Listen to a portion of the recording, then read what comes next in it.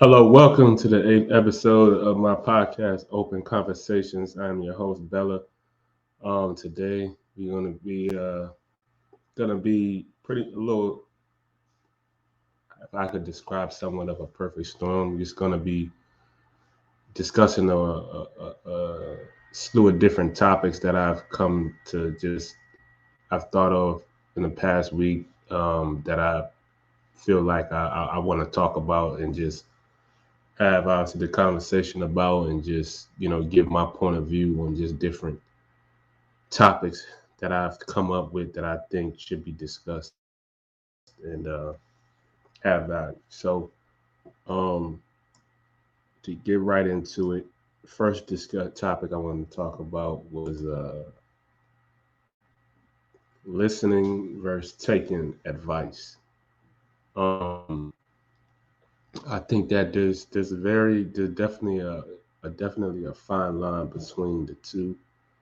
Um, I think in most cases when you're talking about um, talking to people,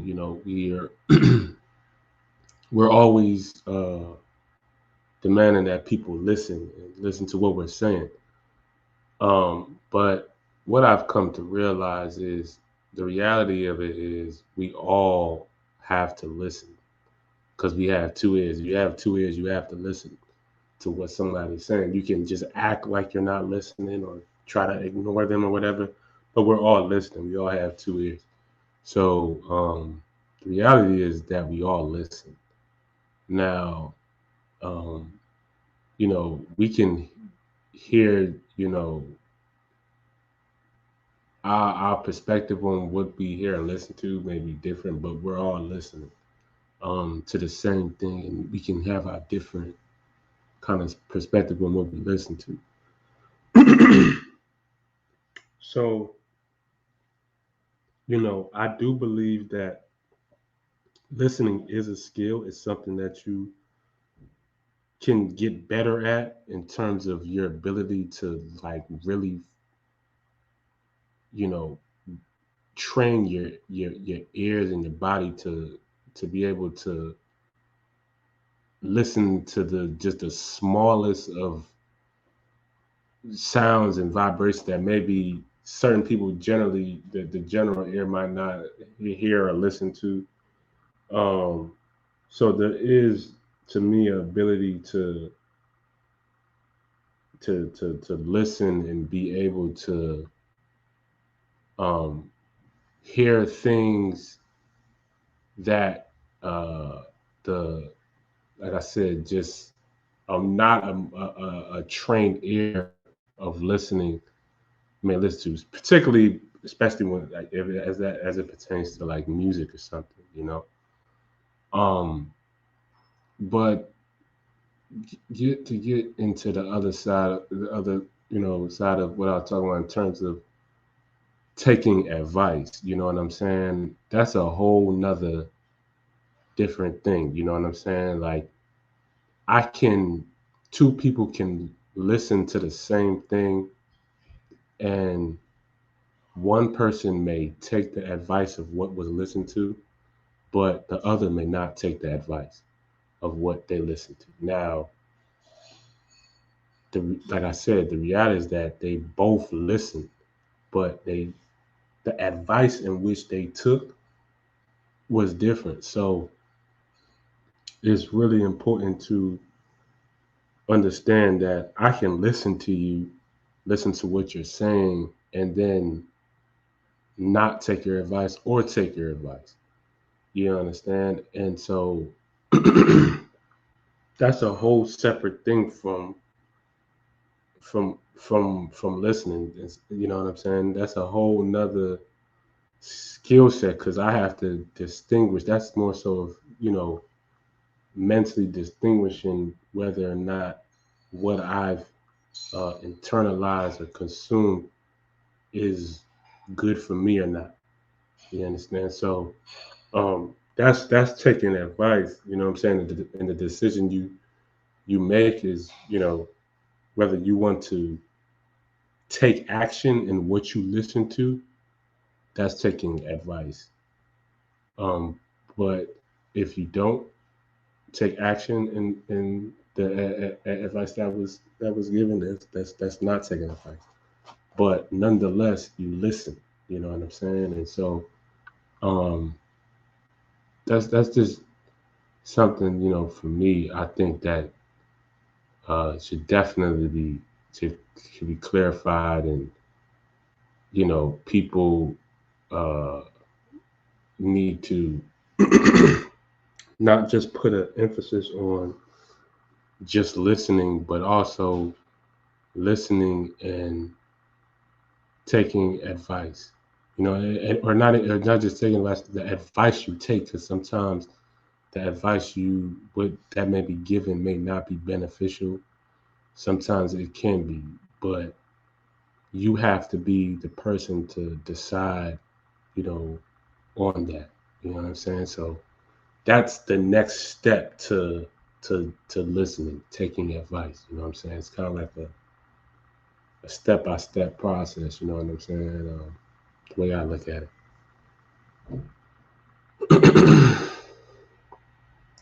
Next topic: being accountable versus being sorry.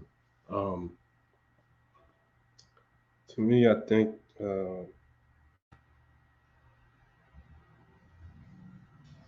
uh, in terms of for myself, I'm trying to get to a point of a habit to, in my point of view, and it doesn't have to apply to anybody else. I would want to almost, not almost, I want to delete the phrase sorry out of my personal vocabulary. And I want to explain where I'm going with this. Obviously, you can get, I'm talking, given the topic, but that doesn't mean that I say that I'm not remorseful for making any mistake or anything. But the word, when I looked up the word sorry, and the definition, you have to ask yourself. So the definition is of sorry: feeling distress, especially through sympathy with someone else's misfortune. Um, I don't think that's something that anybody should personally feel, even in situations of misfortune or anything like that. Um, I think that uh, it's to be sorry. It's just like you're in a unfortunate state, a weakened state, a distressful state. This all has to do with your feelings and your emotions, and that's not something anybody should feel, even when in situations where somebody does go through some misfortune or something like that. And the general saying, and this is just it's general common you know talk and stuff like that, I want to say. But so you see somebody might slip and fall or whatever, just go through an unfortunate misfortune, you say, oh, I'm sorry or whatever. But it's like, really think about that, it's kind of like you're not helping them. You know what I'm saying? For one, when you're saying that, you're just kind of like connecting with their low situation, their misfortune, and that doesn't help better the situation that they're in, just by saying or acknowledging, hey, I see you're in an unfortunate situation. Like, you feel me? That doesn't help the person who's in that situation. You know what I'm saying? And you know, to me, that's where you know, for me, accountability um, comes into play, and I believe that. First, let me just go off of read the definition of accountability.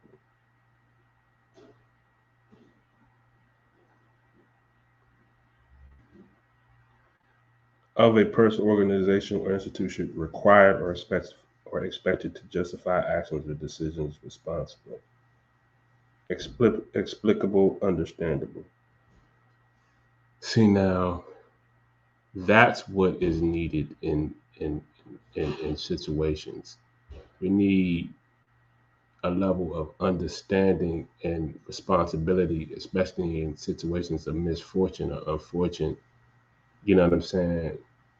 That's going to lead to improvement through understanding and responsibility. You know what I'm saying? When you're accountable, you know what I'm saying? And um, you're not gonna, when you're accountable, you're taking control and power in your own life and not wanting to be in that same unfortunate state or situation. When you're sorry, or even when you tell somebody sorry, what does that lead to? It just leads, especially when you said you tell somebody, sorry, you're basically telling that person you're gonna be in the same sorry situation. The next time they get in a situation like that, you're gonna tell them, oh, I'm sorry. And then the next time unfortunately say, oh, I'm sorry. Like it's basically a repeated of being in a sorry, weakened, less unfortunate state. And what we want is a change. We don't want the same sorry emotional state. You want to, take control of power, be responsible to not put yourself back into that sorry situation. So those unfortunate situations don't repeat itself. You know what I'm saying? So, um, it's, to me, I think when it comes to the word accountability, a lot of the times is people think that it's usually associated with, taking up for doing something bad or doing something wrong, and so you have to take up responsibility for uh for doing that, or being accountable leads to you being locked up in prison or something like that, which is possible if you've done something uh to that could lead you to jail or prison. But the reality is like I said in the definition of accountability, it just requires you to be responsible, you know what I'm saying, for what you do and what you say. You know what I'm saying? You have to be responsible for that. You know what I'm saying? And with with with being responsible, you know what I'm saying, for that, you're not you're taking control and power in your life, you know what I'm saying, rather than being, sorry, where you're kind of like in this kind of victimhood mentality state. You're feeling distress and all that. When you're accountable, you're being responsible. And in the world we live in, you are responsible for your actions, whether they're good or bad. You have to be responsible for it. You know what I'm saying? Like, you are responsible for them. So, you know what I'm saying? It's just, the mindset that I think, you know, especially for someone who wants to improve in their life, um, take on the accountability mentality. I take on that accountability mentality. I understand there are perks to, you know, in some sense, being sorry or being in a victimhood state. You know what I'm saying? Because you can possibly get past certain things or whatever, but all in all, it just leaves you in like a loser mentality state and a weakened state, vulnerable state, and feeling weak and all this other stuff, or feeling hopeless. And I don't think that if one wants to improve in life or get ahead, or move on to move on in their life, or learn, you can't be in that mentality. You have to be accountable. You have to be responsible for what you say and what you do, regardless. You know what I'm saying? Period. Next topic. Do good and bad / evil people exist? Um, this is, just give my perspective on that. I don't even like, for myself, I don't think that uh anybody is born good or bad, or evil or whatever. Like, I don't think anybody's inherently bad. I feel like I think we come as who we are, who God has made us to be, and we kind of have our pre-installed kind of abilities, and as we live our lives, we install new things, and to our abilities in our life, as we live and stuff. So from my perspective, generally speaking, you know, when we're talking about, whether somebody's a good person or bad person, just using general in terms of the context, generally speaking, we're talking about a good or bad person. Um, we usually associate, a good person with the acts and deeds that they do. If they're doing, acts of, good acts, good acts of service or anything like that, or talented at different, things, or whatever the case may be, we kind of consider that person a good person. And a person who's a bad person, somebody who does, you know, bad acts and bad deeds, and or whatever the case may be. Um, that's kind of generally how we kind of group good and bad people, right? But for me, I kind of, I'm a believer in karma in the universe, and you get what you put out type of thing. And I don't think that uh any act is per se good or bad. You just get what you get out of it. You know what I'm saying? You're gonna get a return from that. um I do believe that, if we just had to judge, or whatever the case may be, like I said, I don't think that anybody's a good or bad person. I do believe just that people make, you know, and you can only know after the fact, when time has happened, you see the outcome, of things.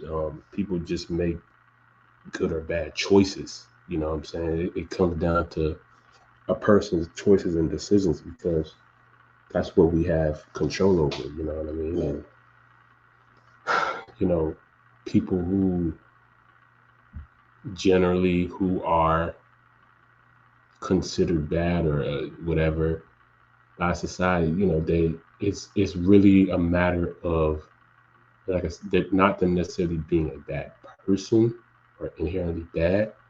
It just mainly comes down to the fact that they just consistently make bad choices and decisions in their life, consistently, and they just don't learn from it. They just keep on making bad decisions, or whatever the case may be. And they reap the repercussions of that karmic debt for continuing to do, or continuing to make poor choices over and over and over and over and over again. You know, it costs a lot in a bad way, in in bad interest to continue to make poor choices over and over again. You know what I mean? And like I said, it doesn't make you a bad person. You just make poor choices and you have to reap the consequences for those choices. You know what I mean? Um, and the same thing with making good choices. People make uh, good choices um, repeatedly, consistently. They get the payback for that in a good way down the line. You know what I'm saying? Again, like I said, it goes into what somebody's decisions and choices are, and you get that return back. That's just the law of the universe. And so, um, I say I don't think there's anybody who's inherently born bad or good. You know, it's just a matter of the quality of the decisions and choices you make in your everyday life. You know what I'm saying? That's really going to determine where you're going to be at in your life.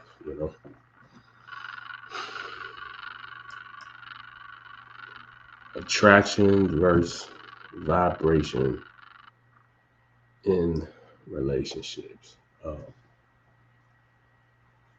You know, it's definitely for me something that you know has a lot of very significant, especially where we live in.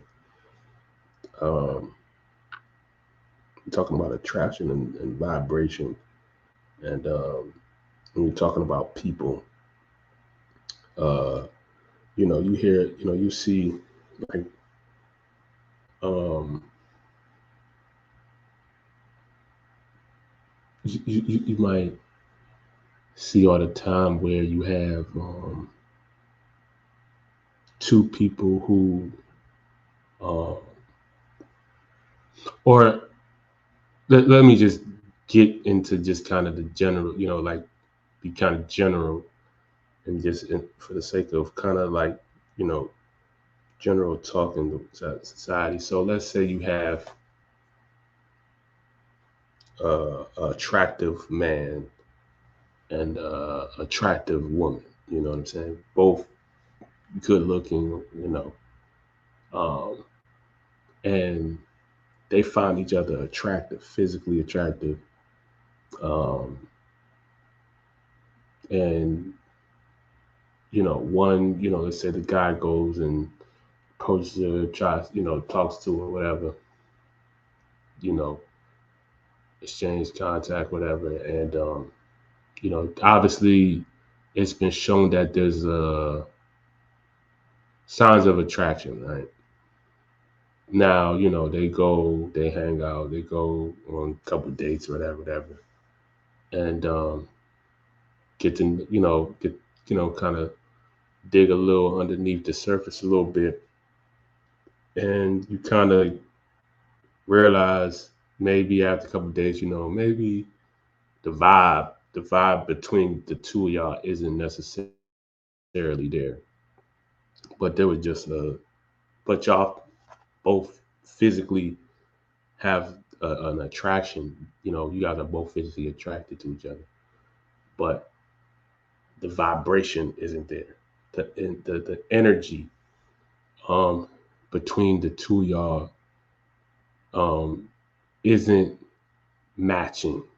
You know what I'm saying? And that's when we're talking about vibration, where the internal energy of people isn't vibrating in the same level, same frequency kind of thing. And then you might wonder, a lot of times girls like, you know, they talk to their friends, no, he nice and I find him attractive and woo woo woo woo woo, but I don't know, it's something that was off or something that, wrong, or you just kind of maybe your mind just creates reasons to not want to connect with this guy or whatever the case may be. It's really, but to put the nail in the like to hit the nail, you know what I'm saying, is really the vibration. Y'all just vibrating on different energy. It doesn't mean that there's something wrong or you don't like the person. And I've been a little, it's been something I've had to come to learn, and I've realized, you know what I'm saying. It's not even that, you know, you don't like the person or that. It's just like I said, there's something with the vibration and energy that they just might not be connecting, or whatever the case may be. And there's a multitude of reasons as to why that may be the case. Um, and that's an example. Or another example is where you have a situation where a girl is, just giving examples, but a girl is, talking about how she can't, um,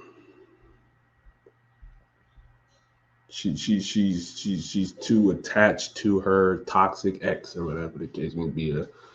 You feel situations where somebody feels too attached to somebody, and they think that they're not good for them and they're bad for them. You know this, but you're still, you still manage in some shape or form to kind of stay connected to that person, whatever the case may be. Y'all still, you know, and again, there's a vibration there.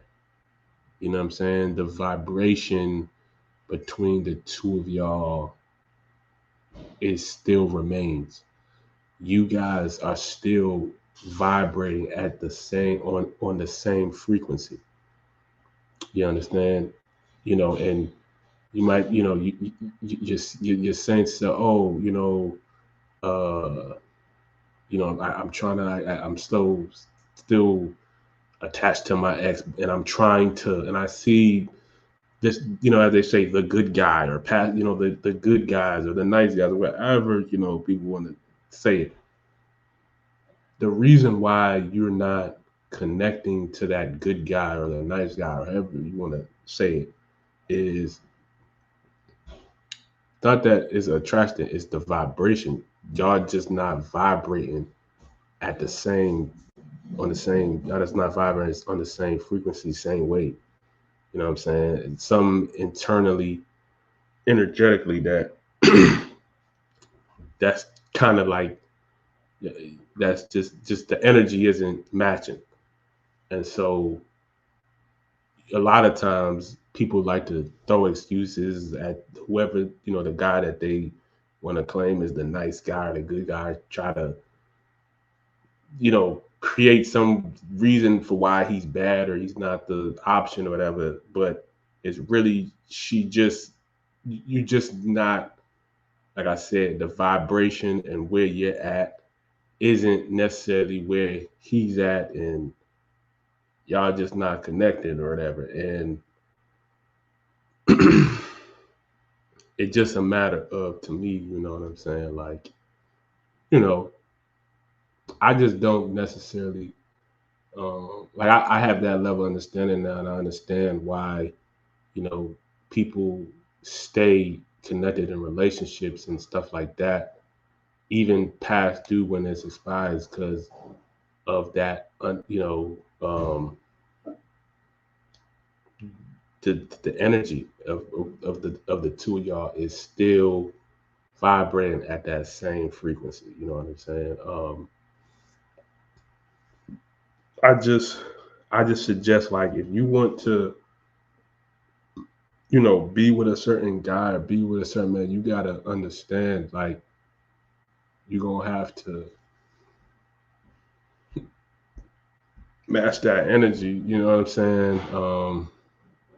That person's on. You know what I'm saying? Otherwise, you're gonna find yourself still stuck where you're at, or with those quote unquote toxic relationships, or whatever the case may be. You gotta up your vibration. You know what I'm saying? And yeah, that's just what I suggest. You know what I'm saying?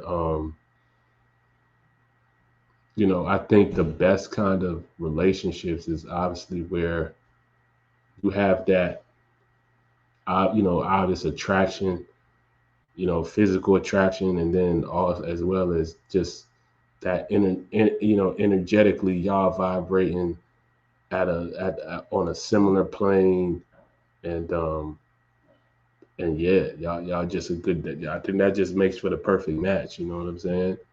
Um, where the energy is matching. You know what I'm saying? You don't want the energy to be off. You know what I'm saying? Um, so that's why even at times, a lot of times, um, you'll say, you know, in some cases where you say, a girl who's really highly attractive is messing with a dude who may not be the most physically attractive, or whatever the case may be. But that's the reason that is you'll find a situation like that is, like I said, they vibrate on the same level. They vibrate on the same energy.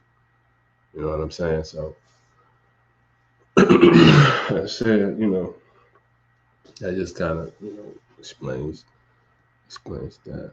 Um, Next topic. Uh, Learning from the position you're at in life. Um, I think that's so important, when you're talking about the position you're at in life. Life's evolutional, and it's gonna require you to be in different positions throughout your life: high, low, middle, this, um, whatever. I like I'm again, um, big. I'm a big, basketball person. Love basketball, and I just, for myself, um, there's always been. I've been like in terms of basketball or on a team. I've been every position. The star, the a starter, a rotational person, the bench warmer, or whatever you want to call it. I've experienced all of those positions, and there's been something for me to learn from all of those positions that I was in, that I can apply to my life in some shape or form. I think most people, when they're in low roles, or for instance, like I said, when they're the quote unquote the bench warmer, or the guy on the bench, the last man on the bench, whatever. People just want to forget it. I thought, I'm not a fact. They just like to just throw those, just act, that didn't happen. You gotta learn from those positions and roles. I've learned, even in situations where, like I said, I was the bench warmer, whatever the case may be. I was able to watch the game and see the game from a different perspective that, from another position, I may not have been able to learn the game. So, you know, and I can apply that into my life. You know what I'm saying? It helps me be, a better watcher of the game. Or just, situations where obviously you're the star guy. You learn to be a leader, and, you know, take on the load and be responsible, and be the main person, or whatever. Like I said, these are positions you're gonna have to apply it in your life. And so, even, um, so just get a little way from basketball, just, in general life, like, you know, whether you're, working, a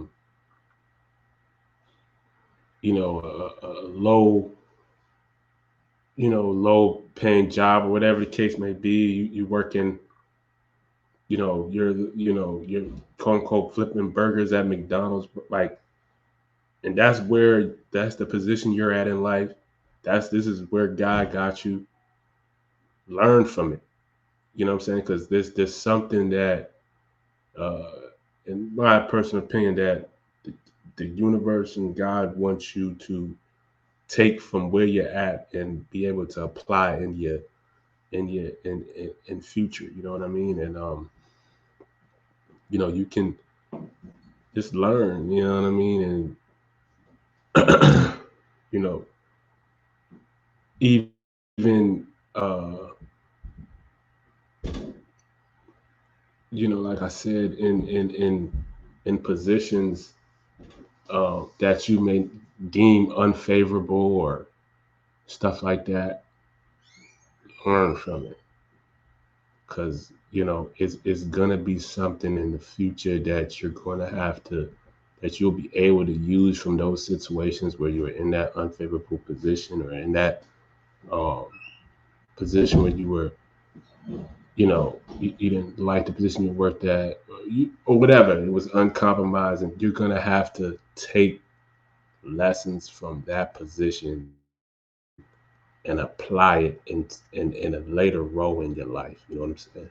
Or you'll be able to give someone else game on who's in that position that you were in, and now you're in a higher position. You know what I'm saying? So, that's why I believe that God puts us in positions in life wherever you're at in your life. You know what I'm saying? Um, Learn from it. It's something that you gotta learn from and apply. You know what I'm saying? Even if you're in, you found yourself in locked up in the jail or the prison, prison cell, man. That's your position that you are at in life. Learn from it, build on that, apply what you learned. You know what I'm saying? In that position later on in life, this you're gonna need it.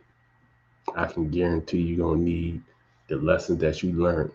If you're somebody who's in jail or whatever, in prison, there's lessons that's gonna be you're gonna need to learn, and that's gonna be applicable in your life in the future, whether it's in your life or helping somebody else that's in that position.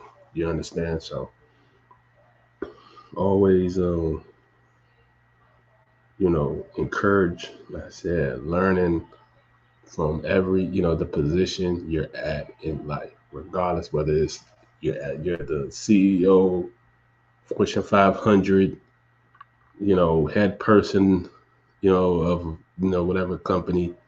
Learn from that position too, not just poor, low positions, or in life, whatever unfortunate is with. Learn from those high positions as well. It's not just to learn from bad positions. Learn from good positions, because people need to learn how to be obviously good leaders. You got to learn how to be good leaders. So learn from when you're in good positions, high positions. You know what I'm saying? And you don't need those lessons that you learn from being in these higher up positions, and give those lessons to someone who's gonna be in that position, who's in that position. You understand? So all positions in life, like I said, learn from it, take lessons, and apply it. Next topic: fear of asking for help. Now, this is something that um, is a major thing that I noticed that people tend to do a lot of times, is kind of have shy away from asking for help. Um, I think that uh, we a lot of times associate asking for help as like you're weak, or you're less than, or you're in a powerless situation. So you're asking someone else for their power, their help, and things of that nature. And I just disagree with that. Um, we kind of associate asking for help as a weakness, and and I think a lot of that is due to having high levels of ego, wanting to be like, oh, I did it on my own, and I'm the getting all the, credit or whatever. Like for me, it's like teamwork makes the dream work. You know what I'm saying? Collaboration. Um, Anybody who has achieved greatness or wants to achieve greatness, whatever case may be, understands that it takes collaboration and team. You know what I'm saying? As great as Jordan was, he couldn't win without having a great team going with it. So it takes having others to help. You know what I mean? To obviously achieve that bigger dream, the big goal. You know what I mean? You can be good on your own, but to be great, to be all time, to be transcending of time, like it takes a team, it takes a group. So you got to understand, man. Like help should be something that um, we should view as a strength. You know what I'm saying? Like it shouldn't be looked down upon when someone asks for help. You should take it as a compliment. You know what I'm saying? For one, someone sees the value and the power that you can have to help, you know, make what they want to happen or whatever. You know what I'm saying? Or, to help them out. So um, it's a compliment. Um, and I just believe that if you're in a position to help, um, it shouldn't be a matter of you're seeing somebody and you kind of like somebody asking you for help and you try to like big them up, you try to show them up and stuff like that. I think that's whack, it's corny. Like I said, man, if for instance, like when I go to the grocery store, um, and I'm passing through and just like maybe an older lady who might need some help, maybe grabbing something from from the freezer and in the store, and she's not tall enough, and I have the height to help her, and she asked me, I help. You know what I'm saying?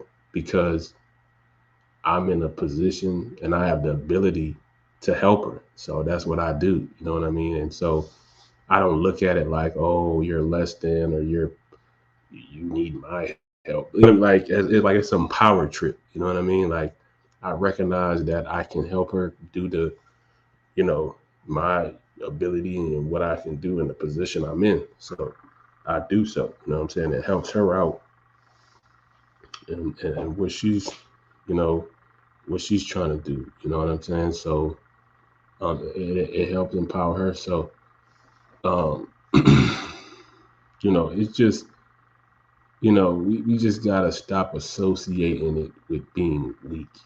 Asking for help. You know, we should be wanting to help. You know what I'm saying? Because that's you know helping hands and having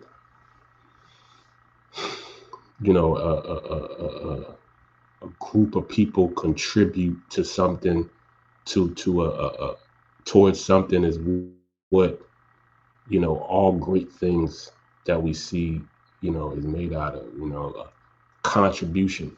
You know what I'm saying? What I'm saying. That's how we make you know all of the great things that we have, companies and just arts and you know whatever. You know what I'm saying? It's a matter of a group of people helping each other out towards that common uh, common goal. You know what I'm saying? I think part of it, the fear stems from, for at least the people who do fear to ask for help. I think it stems from, again, like I said, like an ego trip and like, oh, if I was in that person's position and, I wouldn't help type of thing. You know what I'm saying? I wouldn't and somebody asked me and I knew I wouldn't help them. So, you know, I would try to show them up, but it's like, so let me just not even ask, because I fear that that person's gonna do what I would do if somebody asked me for help. You know what I'm saying? And it comes back down to self too. At the end of the day, you know what I'm saying? And you know, you just not having, that kind of, understand that you can't treat people like that. And so, you know, if you're not gonna do that to people, you understand that, you, you wouldn't have such a fear to ask somebody for help. You know what I'm saying? So, like I said, man, um, if that is the case, and you ask for help and somebody tries to, like, you know, um, you just be a butthole, a hole, like, hey, at least you know that you did your due diligence and you tried. You know what I mean? But um, it's not, something you should feel ashamed about. You know what I'm saying? You're just trying to improve and get better. You know what I'm saying? There's definitely going to be somebody who will be willing to help in whatever you're trying to do. You know what I'm saying? Regardless of, somebody who you ask there and help. You know what I'm saying? So, yeah, man, just never fear asking for help, man. Um, it's my point of view. Uh, the value of the present time. Um, this is something for me, like, in recent time, I really uh, put such an emphasis on the present, living in the present, being in the present, um, and understanding how valuable the present time is, because the present time is the now, the right now. The present is what we can do now. And what we can do now is going to have a direct impact on where we go, what the future holds, and stuff like that. And you know, the present is the gift that God has given us as beings, as human beings on this planet. That's the gift. Living and being present, breathing. If you're not breathing, you're not present, meaning you're not alive. So being present is the gift. And we need to, as humans, and on this planet, we need to make the most of our present time, because it's all we have. And you know we can't be too fixated on our past, although our past does have its significance. People always like to say, forget the past, I'm over the past. This, you can't get over the past until you learn from it. And uh, the past is going to keep haunting you forever until you learn from it, and you don't extract lessons from the past. Uh, um, and if you're too caught up in the past, you're going to be too distracted to live in the present. Um, so, you know, the future is what we, again, is dictated by the present.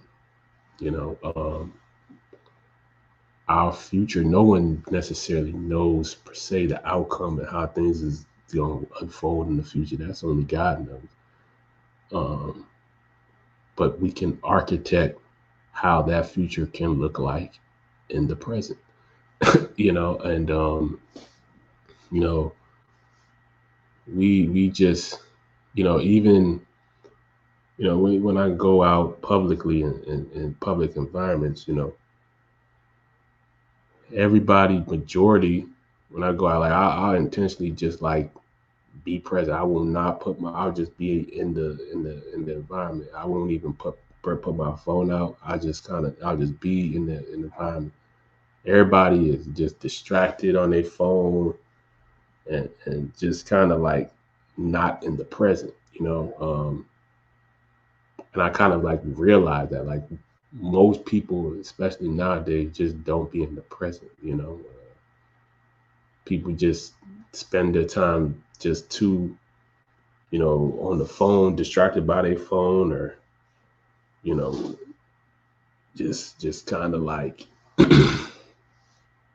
you know, even when it's time to be present, people kind of like avoid, you know, you kind of realize people are somewhat socially awkward because people kind of like avoid eye contact, even, you know, to some degree. Like you know, I notice even myself because I'm just so socially trained to, you know, and certain to, you know, and behave in certain ways. You know, we have these, you know, certain norms and things, but you just, I realize like as people, as living people, you know, on this planet, we just don't put more of an emphasis on the present and appreciating the present time that we have. Um, Even in relationships, you know what I'm saying? Like with people and stuff like that. Like is, you know, when I look at like social media and stuff like that, it's like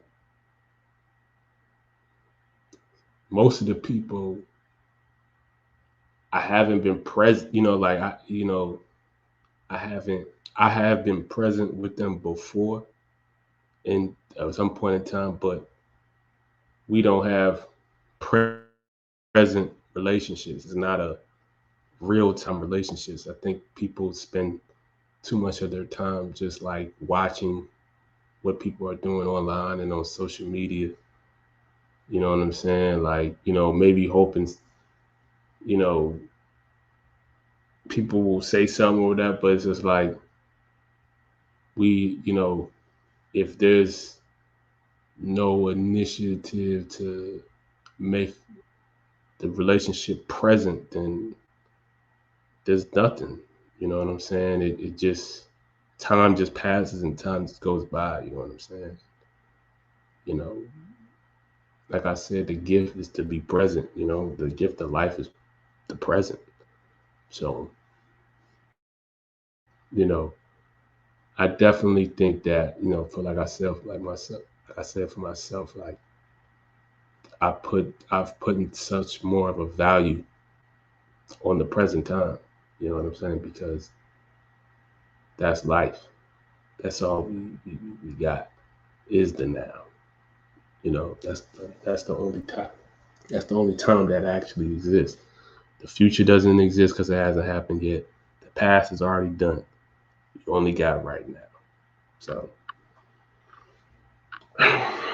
you know, definitely, I, you know, like I said, put that emphasis and value the present moment. You know what I'm saying? Because it's going to dictate your future and it's a reflection of your past. So yeah.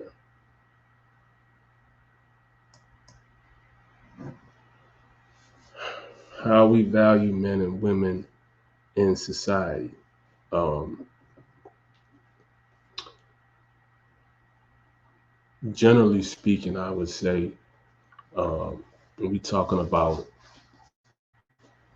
you know, surface level, you know, when we talk, you know, when you go on, you know, the social medias and TVs and the politics and what everybody is generally valuing and things of that nature.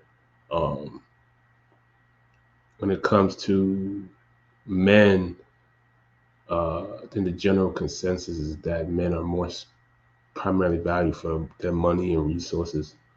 Um, you know, that's where, you know, you make X amount of dollars a year, or you making this, that, and the third. Um, Generally, society's going to consider you a high value man. You know, if you're making 7, 8 figures, whatever, society six figures and up or whatever, the society's generally gonna consider you a high value man. Um, when you're talking about the general consensus of what uh, society values in a woman, generally speaking, we talking about, you know, a very attractive looking woman. You know what I'm saying? Who, just, you look very good. You're highly attractive, high value woman, and that's generally kind of like the trade off between men and women that we've made it. It's how society has made it generally. You know what I'm saying? You have the money and the resources. I have the looks and the good looks, and that's kind of like the trade off, whatever. In terms of why you're valuable, right? I think uh, you know we get duped out. You know what I'm saying? It ends up being that being the case. That's how generally men and women choose, especially partners in the in terms of their relationships. You get cheated out as to what actually matters. You know what I'm saying? Society doesn't really put, um, at least not because let me say that what actually matters, because those things that I said in terms of money, resources, and good looks, these things do matter, but an emphasis on the other things that do matter and that do make men and women valuable. You know what I'm saying? In terms of men, when you get, you know, if a man is only gonna be valued for his money and resources, that's only gonna lead to him feeling uh, emotionally uh, abandoned or neglected. He's not gonna feel like he really valuable. He's gonna feel like he's just a wallet in the relationships. You know what I mean? If a woman is only valued for her beauty and looks and stuff like that, she's just gonna feel like, oh well, my body's the only thing that matters, and how I feel emotionally or whatever the case may be, or my voice doesn't matter. The only thing that matters is my looks. Now, some people actually abide by these, like I said, by these values and things of that nature, and that's totally fine. People are allowed to have a opinion and preferences and things of that nature. But like I said, there need to be an emphasis more. You know what I'm saying, on other values that make men and women valuable, like character and your morals, your values, your principles, your ethics and stuff that you bring. You know what I'm saying? The intangibles that go into being a man or woman. And how and trading off of trading off those intangibles to your partner. You know what I'm saying? In terms of being caring, respectful, and intelligent, and these things matter. In terms of your value, and you need to showcase these things in your relationships. You know what I'm saying? For it to matter. For one, uh, men,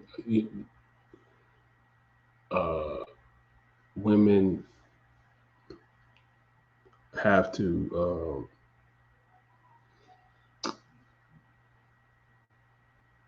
Too much I thought, but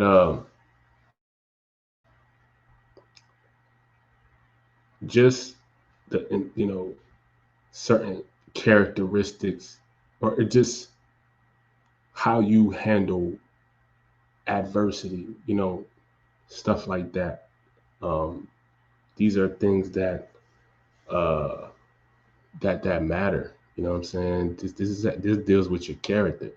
You know what I'm saying? And these are things that when we're talking about relationships and marriage and why people end up getting in divorces is because, yeah, you know, in the beginning it was like, okay, he got the money, the resources, and the big house and this and the car and woo woo, and she got the good looks and the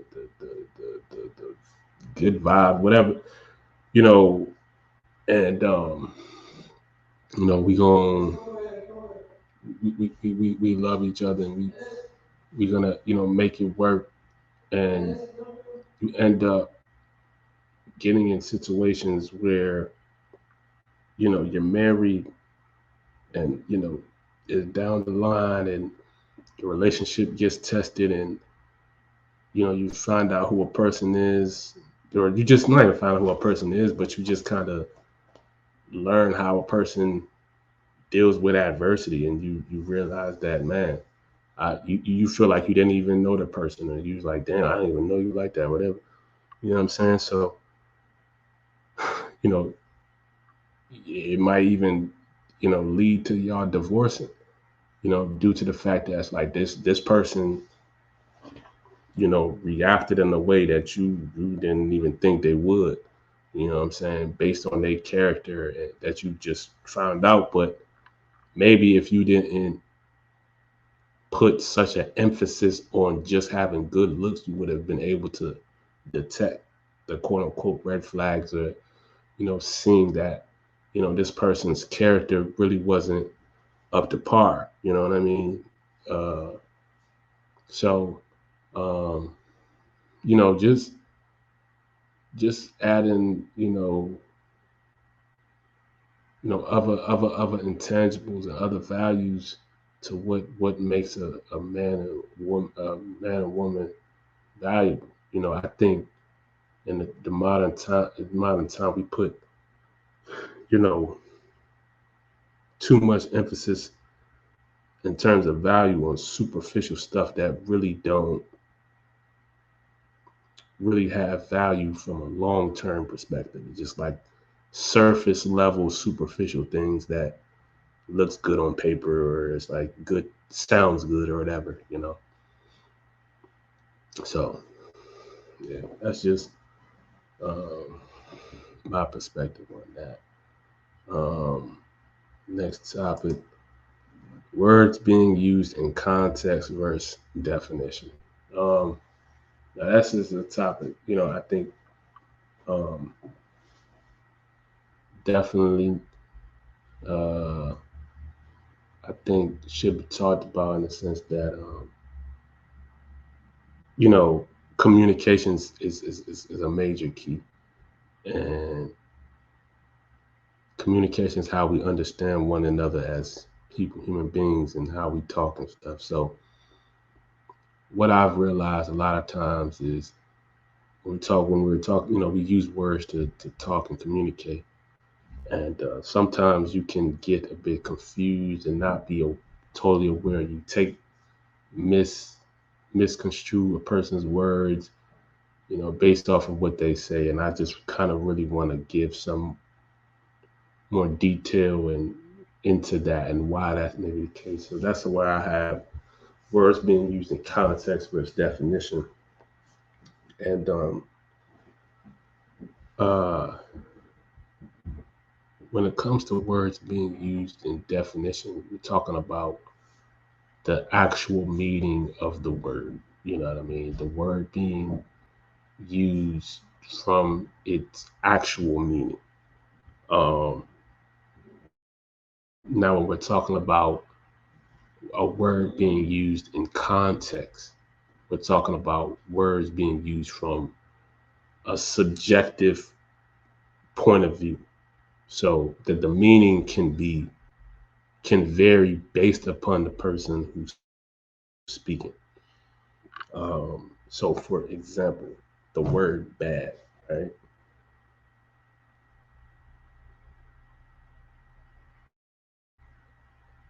So the dictionary meaning of the word that bad is of poor quality or a low standard. That is the definition of the word bad, B-A-D, right? So, but, so I'm going to use an example of the word bad being used in the definition to do like I just said. So that was, you know, the the service I just received from the waiter was bad. So I'm saying I'm using it from the dictionary definition. Like the quality was bad. It was the quality was poor. The service that I received was poor. Okay, so that's the word bad being used from the definition. Now, in context, if I were to say like, this is an example of me using the word bad in context, that doesn't align with the definition meaning. I say to describe a very attractive woman, she's she's really bad, right? That's different from the definition. You pay attention, if I'm like, damn, she's bad, like you can tell from the context of what I'm saying. I'm saying the meaning behind what I mean is like she's really good looking, she's attractive. I define her really attractive, right? But that was based on the context and how I was using the word bad. You know what I'm saying? From obviously a slang term meaning, not from its actual dictionary meaning. And so that's an example of me using the word bad in the context of the meaning that I want to use it for, or that I deem it based on the message that I'm trying to convey. And so I think, nonetheless, when we're talking about conversations, with people, words are always going to be used in context. So whether it's from the dictionary meaning definition or just from a meaning that someone is essentially substituting the meaning for another word,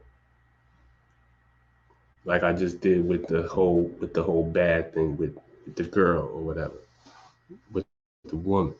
And so it's real important to when someone's speaking to pay attention to how they use the words that they use, you know what I'm saying, so that you don't get misconstrued or take words out of context. And it's really important to ask a person what they mean when they say certain things, so that you don't, get misconstrued in terms of what they mean. You know what I'm saying? Because sometimes, like I said, they could, when they use certain word, they could be speaking from the point of view of using it from the dictionary definition, or just a context that they want to use to substitute for another word. You know what I'm saying? Like I said, I do it all the time. Yes, there's plenty of other words that we use that can you understand, like cold, like you obviously know, like the definition of cold generally is what to be freezing, or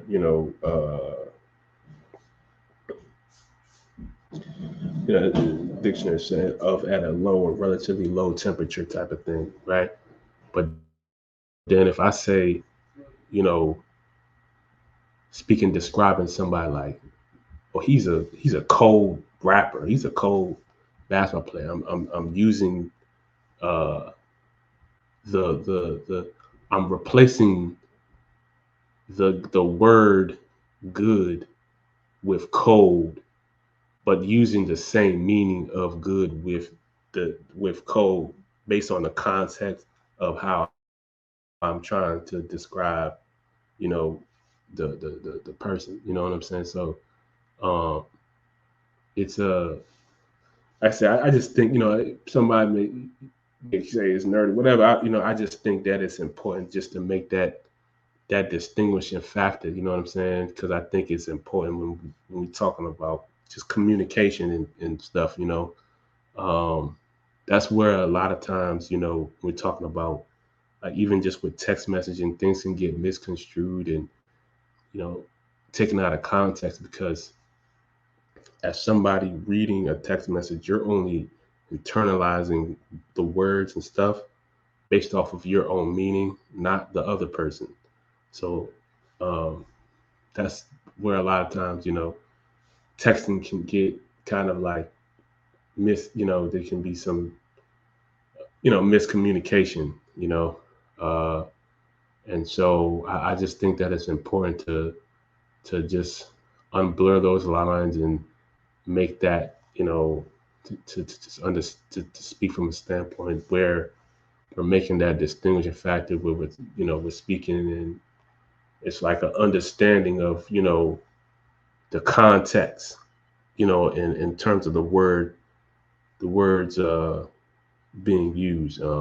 Really, really, really paying attention to the context and how a person chooses to use the words that they choose to use. So yeah, man, that's all for the day. All the topics that I had today that I spoke about, I wanted to speak about, man.